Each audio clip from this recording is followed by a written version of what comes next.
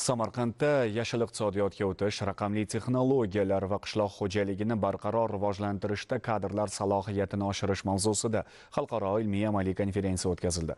Dunyoning 10 ga yaqin davlatlaridan olim va mutaxassislar, ekspertlar ishtirok etgan anjumanda yashil iqtisodiyotga o'tish, raqamli texnologiyalarni joriy etish orqali qishloq xo'jaligini barqaror rivojlantirish masalalari muhokama qilindi.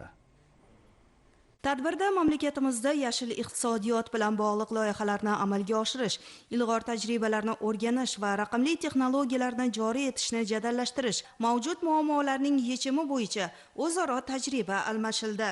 Yaxshi bilamiz, mamlakatimizda yashil iqtisodiyotga o'tish, raqamli texnologiyalar va qishloq xo'jaligini barqaror rivojlantirish, kadrlar salohiyatini oshirish bo'yicha qator ishlar amalga oshirilgan va qator yutuqlarga erishilgan. Xalqaro anjumanda mana xorijlik ekspertlar bilan bo'layotgan muloqotlarda asosan mana shu yo'nalishlarni rivojlantirish, yechimini kutayotgan masalalarni bartaraf etib va rivojlantirish masalalari yuzasidan o'zaro fikr almashildi. O'ylaymanki, ushbu anjuman kelgusida yashil iqtisodiyotga o'tish, raqamli texnologiyalarni joriy etish, qishloq xo'jaligini barqaror rivojlantirish, kadrlar salohiyatini oshirish bo'yicha qator masalalarni ijobiy hal etishda bir dastur amal bo'lib xizmat qiladi. Iqlim o'zgarishi sharoitida qishloq xo'jaligini yuritish masalalari, bundan tashqari innovatsiyalarni qo'llash masalalari, yangi qishloq xo'jaligida barqaror qishloq xo'jaligiga o'tkazish masalalari mana shu konferensiyaning asosiy kun tartibida o'rin olgan.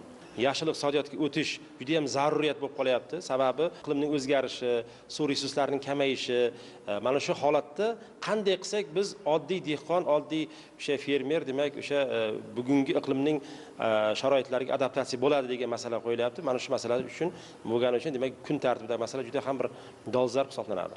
O'tkazilgan mazkur xalqaro ilmiy-amaliy konferensiya amaliy yo'l xaritasini ishlab chiqish uchun o'ziga xos muhim platforma vazifasini o'taydi.